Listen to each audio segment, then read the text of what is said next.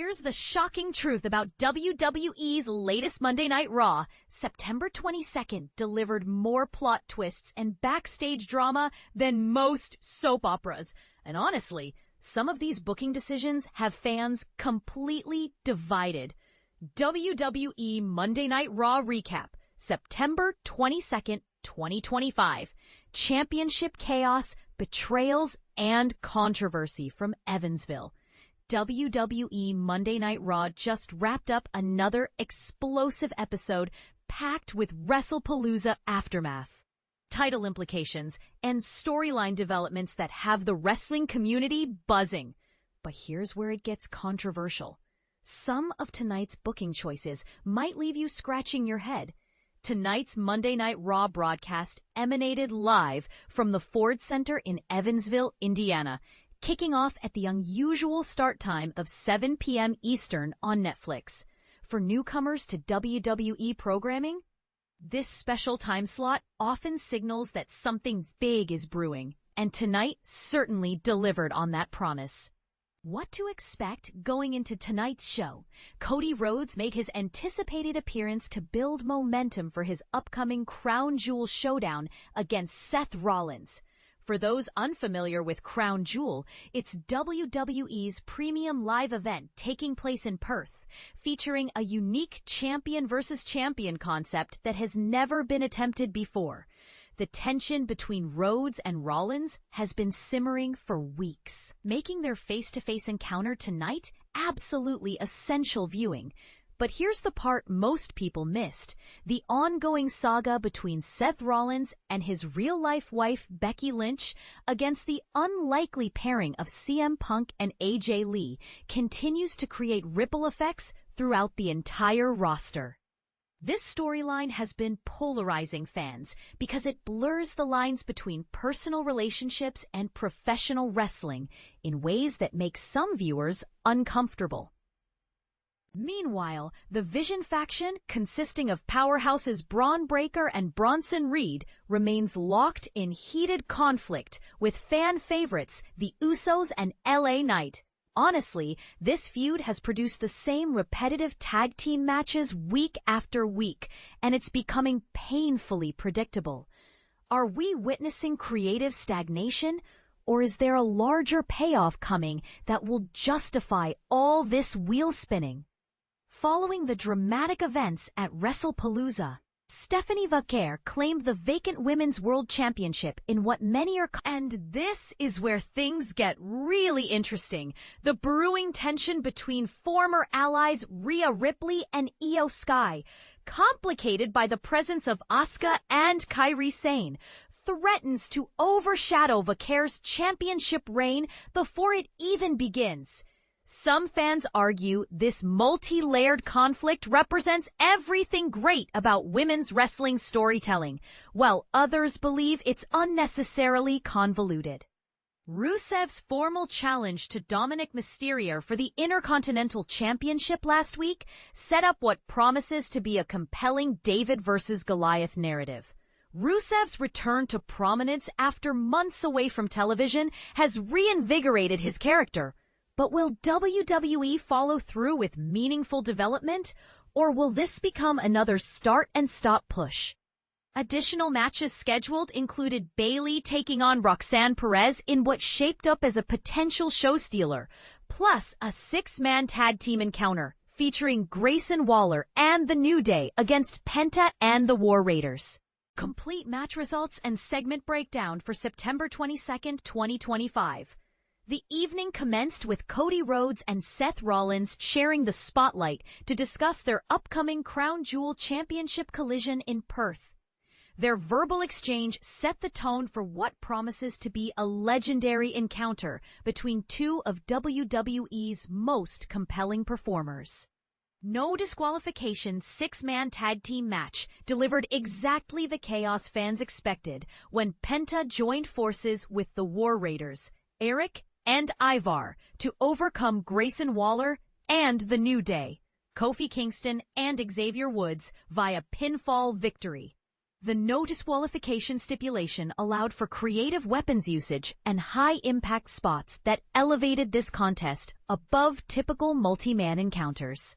Backstage drama unfolded as Dominik Mysterio desperately sought assistance dealing with Rusev's intimidation tactics. Both Finn Balor and JD McDonough initially refused to help, but Roxanne Perez and Raquel Rodriguez managed to convince McDonough to step up. In a power move that showcased his growing confidence, Mysterio announced he had already booked a match between McDonough and Rusev for later in the evening. Lyra Valkyria expressed genuine confusion when Bayley requested her ringside presence for the upcoming match against Roxanne Perez. This seemingly innocent request would prove to have significant implications by the evening's conclusion. General Manager Adam Pearce orchestrated a formal ring ceremony welcoming newly crowned Women's World Champion Stephanie Vaquer. During her championship celebration, Pearce reminded the audience that Vaquer's first title defense at Crown Jewel will be against whoever emerges victorious from the triple threat match between Tiffany Stratton, Jade Cargill, and Nia Jax. Backstage congratulations from Nikki Bella and Rhea Ripley to Stephanie Vaquer were interrupted when the Kabuki Warriors approached. Asuka boldly declared that Io Sky deserved the championship instead, leading to heated words with Ripley that set up their later confrontation. This segment effectively planted seeds for multiple future storylines while advancing current conflicts. Bayley secured victory over Roxanne Perez by pinfall in what many observers considered the technical match of the night. However, the post-match aftermath shocked everyone when Bayley unexpectedly turned on Lyra Valkyria, revealing a darker personality that has been lurking beneath the surface for weeks. This character development represents either brilliant long-term storytelling or a complete betrayal of Bayley's established persona, depending on your perspective. Cody Rhodes and Jimmy Uso shared a meaningful backstage moment that demonstrated Rhodes' leadership qualities within the locker room. Rhodes expressed his intention to counsel Jey Uso, and following the commercial break, the American Nightmare delivered an inspirational speech that seemed to reinvigorate Jey's confidence and determination.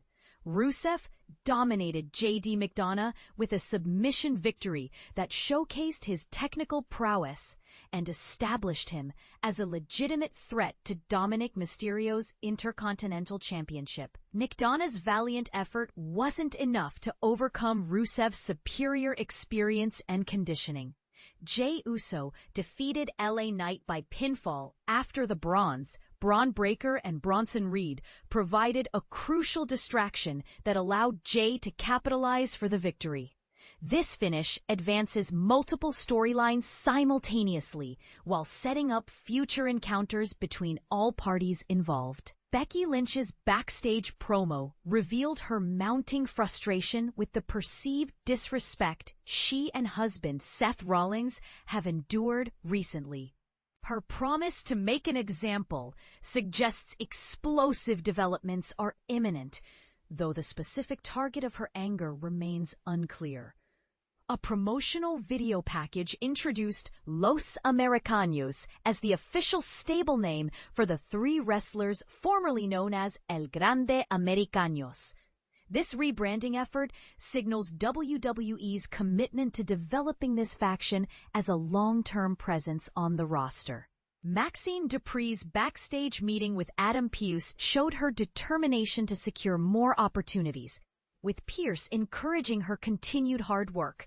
AJ Styles and Dragon Lee then approached to voice complaints about Los Americanos, successfully negotiating a tag team match for next week's episode.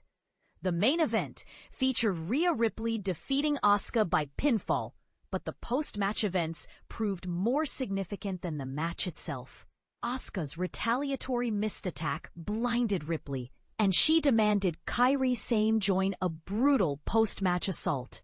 When Io Sky attempted to intervene and restore order, Asuka struck her down as well, allowing the Kabuki Warriors to deliver a vicious beatdown that left both Ripley and Sky laid out in the ring. But here's the million-dollar question that has everyone talking.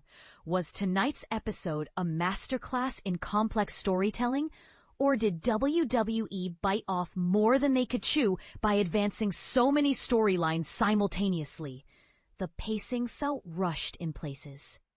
Yet certain segments dragged unnecessarily. What's your take on this controversial booking? Do you think Bayley's character transformation was justified, or did it feel completely out of left field? And honestly, are you getting tired of the Vision versus Usos LA Knight feud, or do you see potential for a satisfying conclusion? Drop your thoughts in the comments below and let's debate whether WWE is building towards something special or just throwing storylines at the wall to see what sticks.